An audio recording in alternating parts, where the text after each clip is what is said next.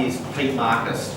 So while Pete's just changing the technology over. So Pete has more than 40 years experience in small business. In that time he's built 8 successful businesses from scratch while helping many other businesses to achieve success. At the age of 22 he sold his software business for 7 figures and semi-retired. Pretty nice to be able to do at 22. Pete's also a talented inspirational speaker and has won more than 6 international awards, including Best Speaker. And I'm speaking after him. Great! He's an author of the Small Business Success book, soon to be released, titled Running with Scissors. He also started his first business when he was 10 years old, so when other people were playing climbing trees, starting your first business. The same year, his parents' small business of 15 years crashed and burned.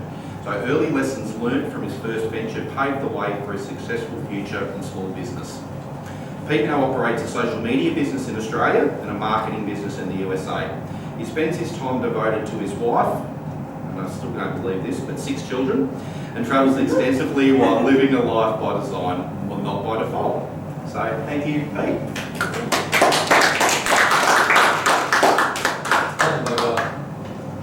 I can take all night. You got 20. Good. How are you today? Good? Great.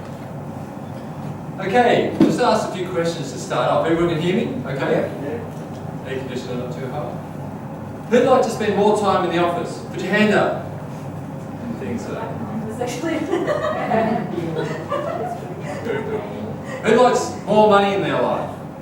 Yeah? Good. Who wouldn't like more money in their life? Okay. Definitely the right crowd. Who would like more time with their family? Yeah. Who wouldn't? Okay, good. Who'd like to have more fun in their lives? Yeah? Put your hand up. Who wouldn't? Yeah, we've got a theme going on, haven't we? In small business, we've talked about it tonight, about that balance. But did you know, in small business in Australia today, 874 businesses failed, stopped operating. Who's good at maths? It's about 3 every 5 minutes, every 24 hours. It's huge, isn't it? To me, that is gut-wrenching. Being in business for so long and hearing those stats, you're thinking, what the bloody hell went wrong? You know, lots of things go wrong. So what I want to talk to you about tonight is a way that you can have your business, as Blaise said, have your life, have the things you want to enjoy, have that balance, fun, and still have a really good business. Who'd be interested in that? Good, good, definitely the right crowd.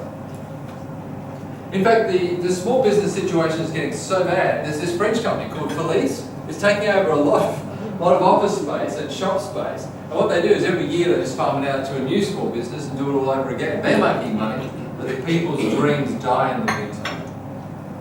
And interesting, it's not due to red tape.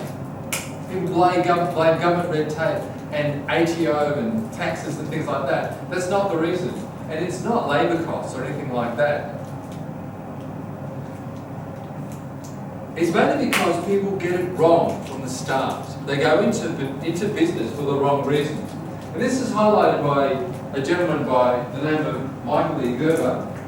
He wrote this book called The E-Myth. This is the newer one, it's called Revisited. But what he actually talks about there is that we have this E-Myth, or entrepreneurial seizure, when we go into business. And we see it all the time. I spent 10 years in Canberra working with government, and it almost killed me. But what I found there was that public servants would quit their day job or get thrown out of the public service, and then they'd go and open a cafe. Dumbest idea ever. You know, how much interaction do they have with people? None. Can they actually communicate with anybody else other than when they're around complaining around a soap, water cooler? No. They want to face them eyeball to eyeball and then try and sell coffee. It doesn't work. That's why. It happens all the time. They haven't really thought about what they want to do. And Blaise touched on this, and thank you for that, prepping people for this. But it's because people think that I actually like drinking coffee, and I love coffee, and I love making coffee. In fact, I'm a qualified barista. I did that for fun. People come to my house, and I can make a cracking good coffee. But then they say to me, you should open a cafe. What? No way, what would I do that for? This is the dumbest idea ever. Turn to the person next to you and say, dumbest idea ever. There's Michael, he's a strange little man. I've seen him a couple of times live. He is very, very strange, but he's got this right. He wouldn't mind if I said that to him. He's a very straight shooter. Now, just a little bit about me, other than what Stu just said. Basically started my first business when I was 10, and it wasn't selling lemonade, it was actually selling raffle tickets on consignment. I didn't even know what consignment meant. I couldn't even spell it, I don't think. But what I did was, I went around, I saw an opportunity at local businesses or not-for-profits wanting to sell tickets, tennis clubs, table tennis clubs, golf clubs, and things like that. And we had a ready source of people who used to come to our farm and buy eggs. So I thought, I'll just sell them tickets.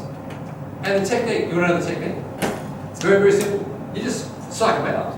Do you mind if I engage in you? Hi, would you like to buy a raffle ticket? Say no. Sorry, say yes. Yep. Great. Sale, no problem, right? Okay. Would you like to buy a raffle ticket? No. Why not? Don't have any money. I perfected that stare before Steve Jobs did. And they would go, I was blue-eyed, blonde hair, really cute.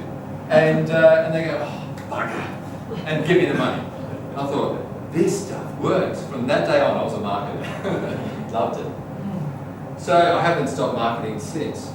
And I'm marketing to you right now. So you're selling your business. My business had a software business, fell into it by accident at 22 and semi-retired. It was really, really cool.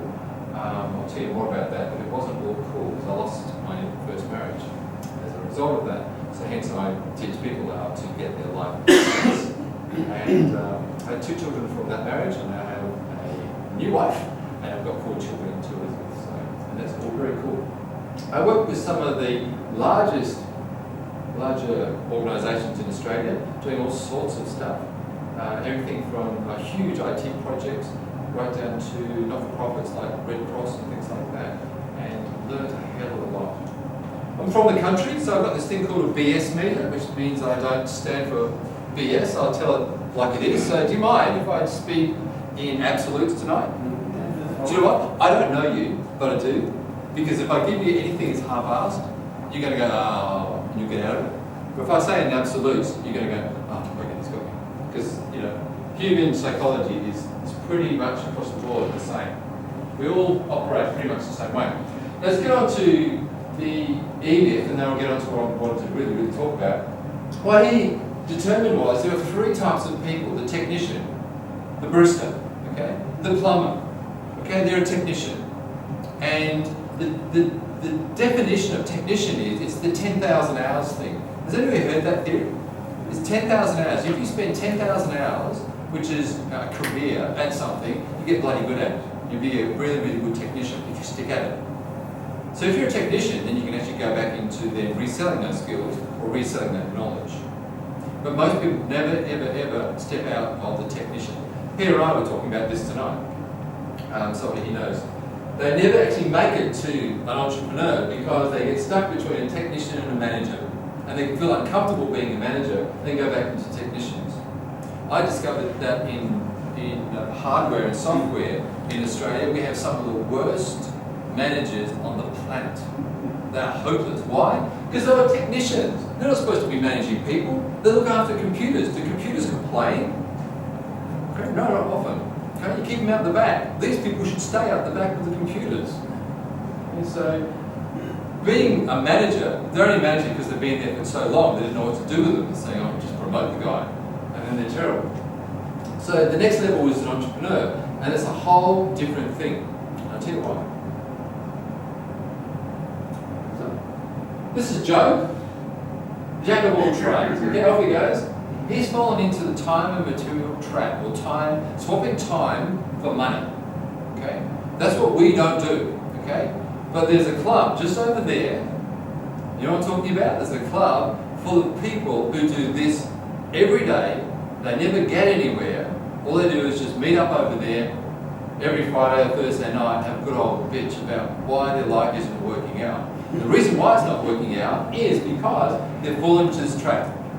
They get paid around 10% of what they make.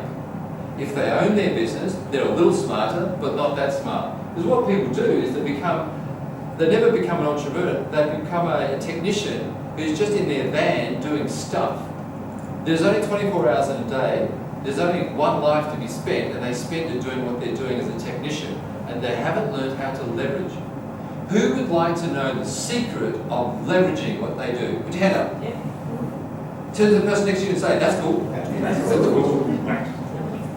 Here he is, Joe Plummer. Look at that. He's got the arse out of his pants. Literally. Driving his van down the road. Okay, what sort of service are you going to get from this person? There. Very good. I like that. For the camera, that was a shitty one. Ladies said that. Anyway, yeah, van, there's probably a shambles in the back. His plumbing at home is probably terrible, and he runs his day running jobs, errands, electrical and plumbing services. Big mistake. Whenever I see that, I'm thinking, my God, what sort of service are you going to be? How are you going to be an electrician and a plumber at the same time? You know, it's, yeah, exactly. The aim's right. So, The aim's right. so warning, Will Robinson, never do this.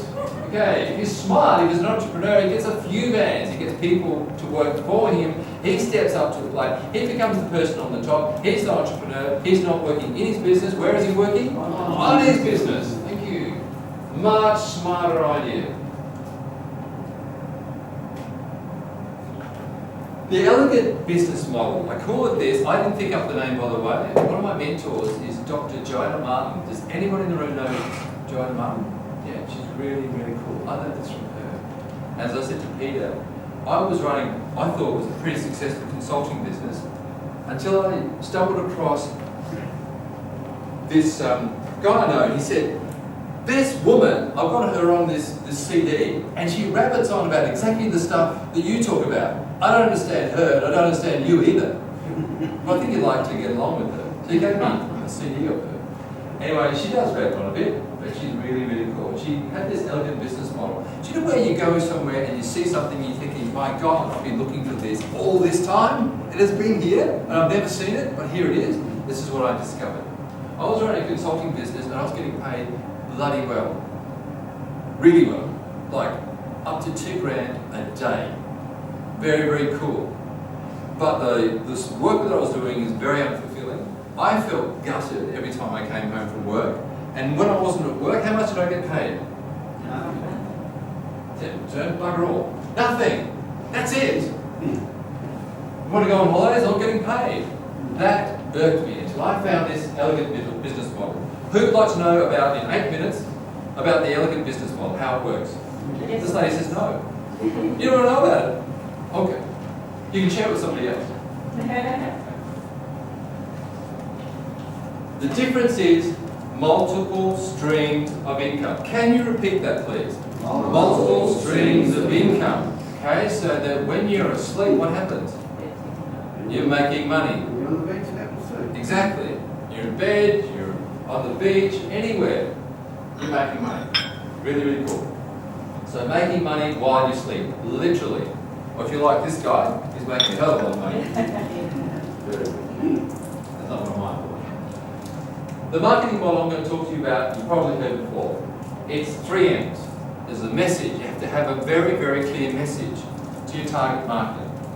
Anybody that wants this, if I'm going through it too fast, I'll give it to you. So if you do want to take notes, that's fine. The next one is your market. You must determine your market. That's what I said before about being a plumber and electrician. What market's he in? Yeah, he doesn't. God knows. He doesn't know. You know, whatever you want him to do, he'll do. While he's there, he doesn't have to determine. You must determine what your market is and niche it down. If it's too big, niche it down again. Where's the money? In the niches.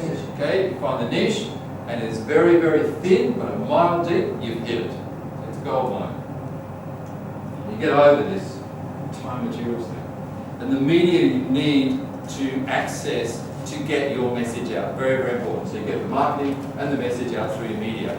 This gentleman in the back of the room here knows exactly what I'm talking about. Very, very important.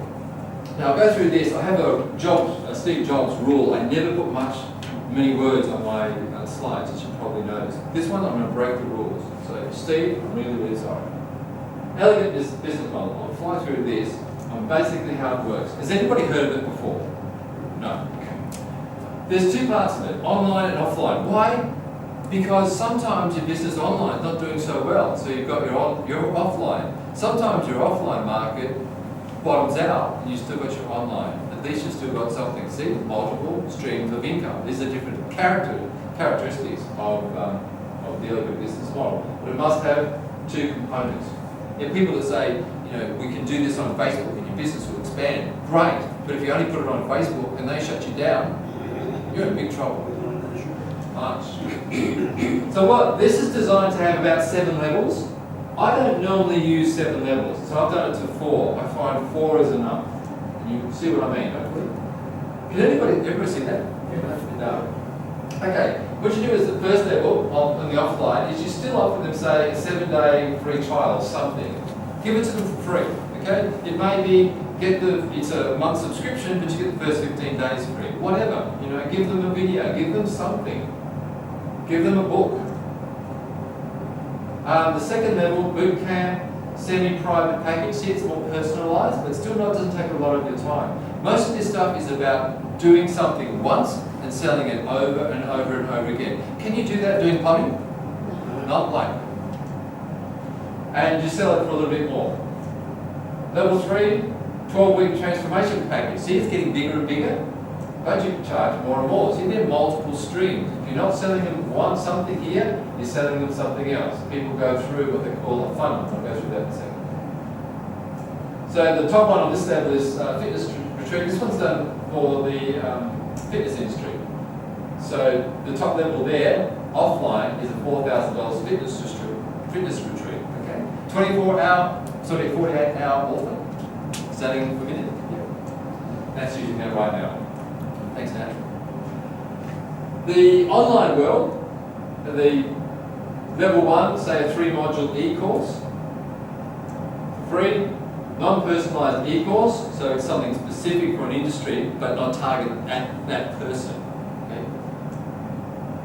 $97, and then you go up to a 12-week transformation program, which is generic. Okay, because most bodies are the same.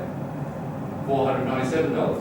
And then you go up to a personalised online transformation service, which is specifically for them. You can have things like webinars, you can have Skype sessions and things like that. You can actually interact with your clientele much, much more personalised. Are they paying you more for that? Yeah. And what do you do when if it's not of personal nature and you're recording it, what do you do with it? Resell it and reuse it. Guys, smart. $19.97. This is the funnel I was talking about. It has 2 ends. Top, prospects. You haven't sold to them yet. Bottom, you have clients.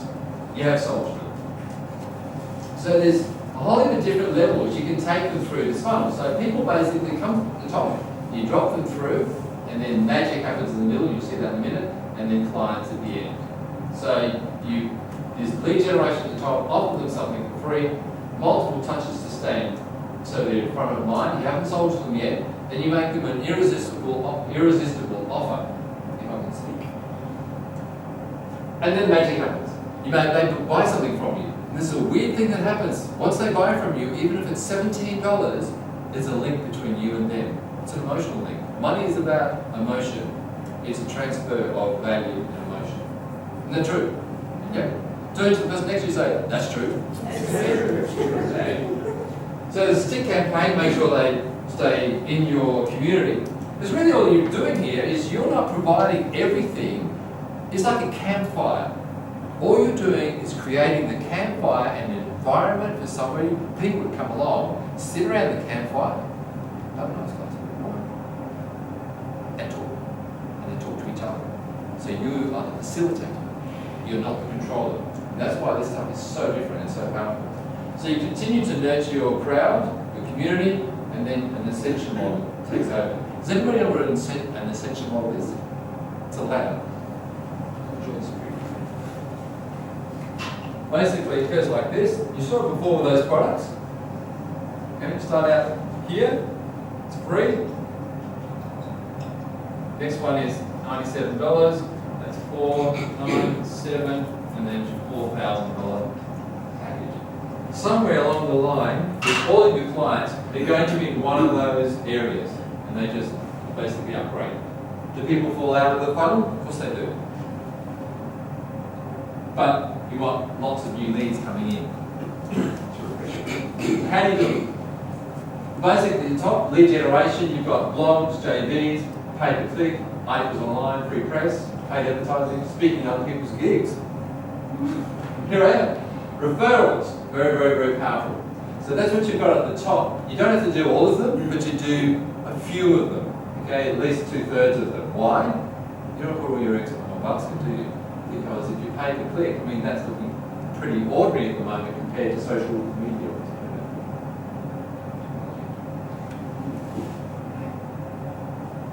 See, I'm a speaker, not a technologist. Sorry. So basically, what you do is you work your way through. Magic happens. Talk about yourself.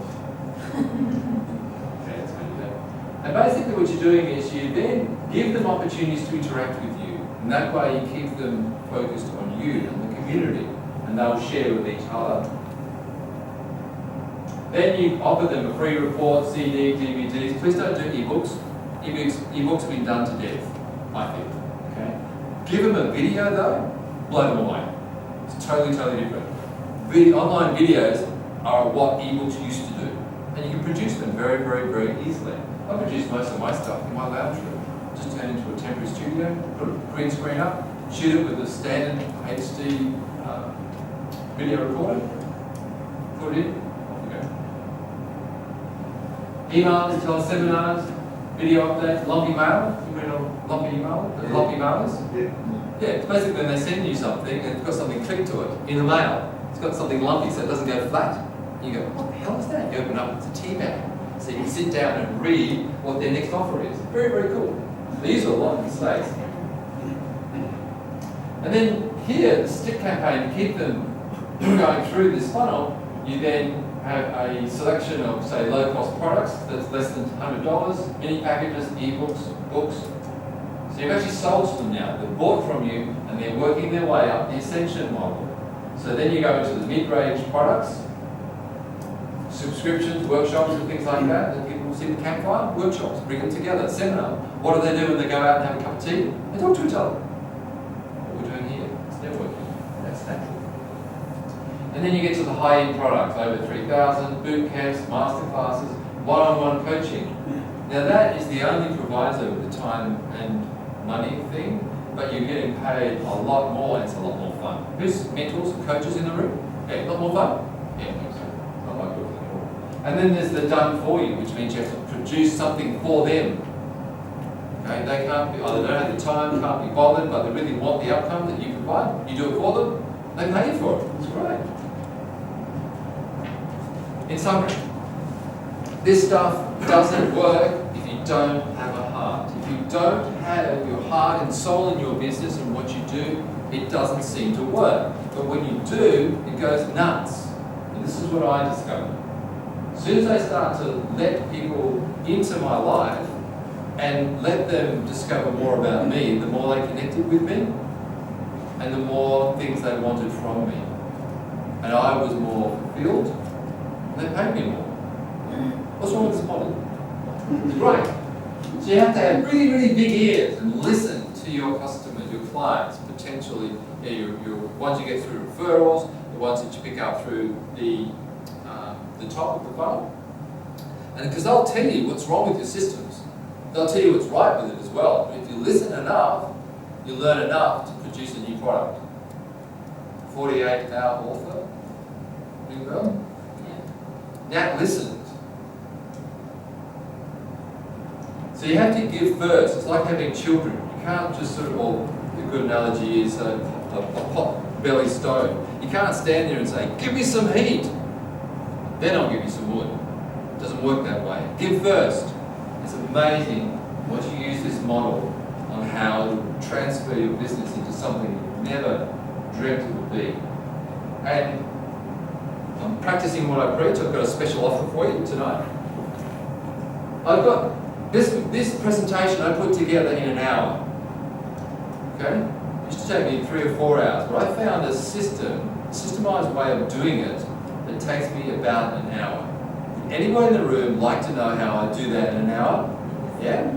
I'll give that to you. I've got a recording, it's worth about $47, and the other part of the $97, the book that I'm writing or have written is called Running with Scissors, and talks about risk in business. That is, risk is only what it is, what you make of it.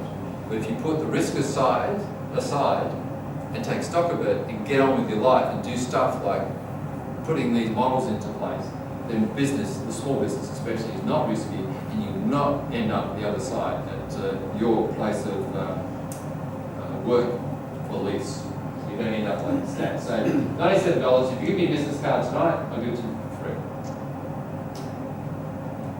So the secret here, multiple streams of income, and you too can put the elegant business model into your business. I have never ever seen a business that this does not work for. Works for everything. Thank you. Any questions?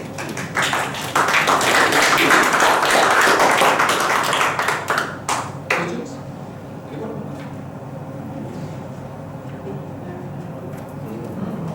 Oh, Peter, thank you. The hardest thing that I find with your ladder thing there Yes. is working out the price levels.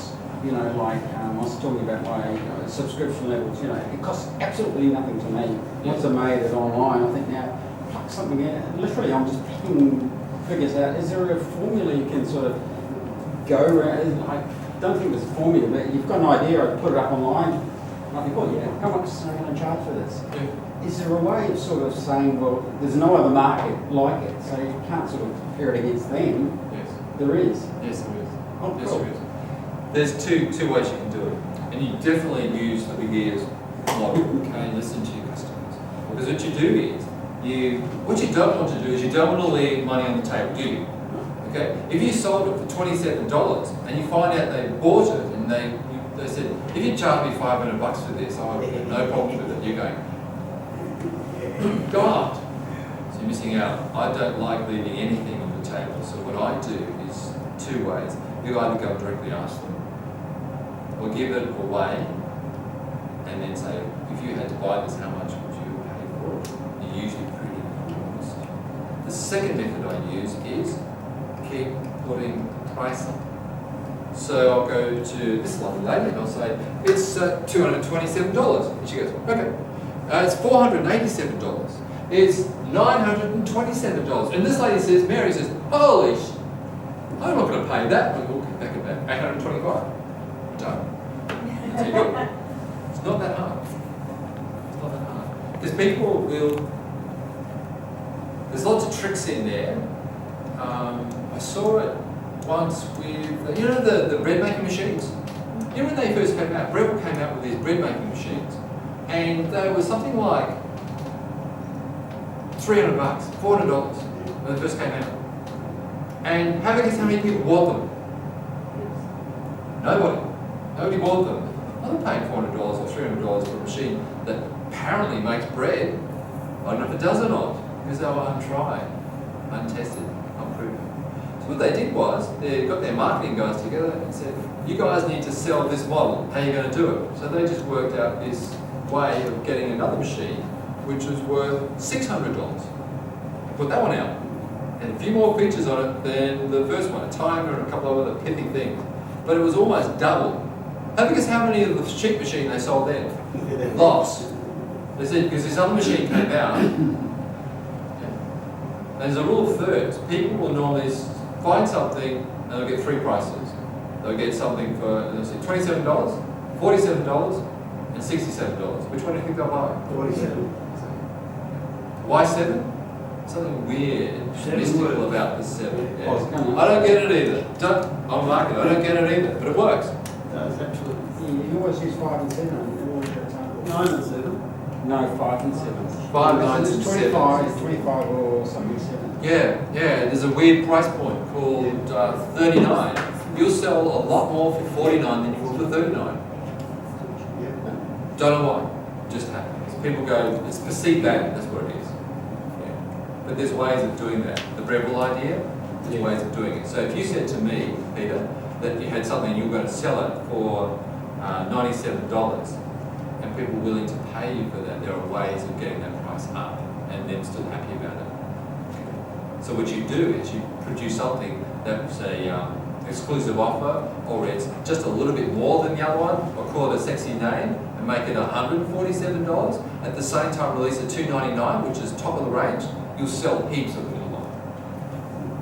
People do that. Any other questions?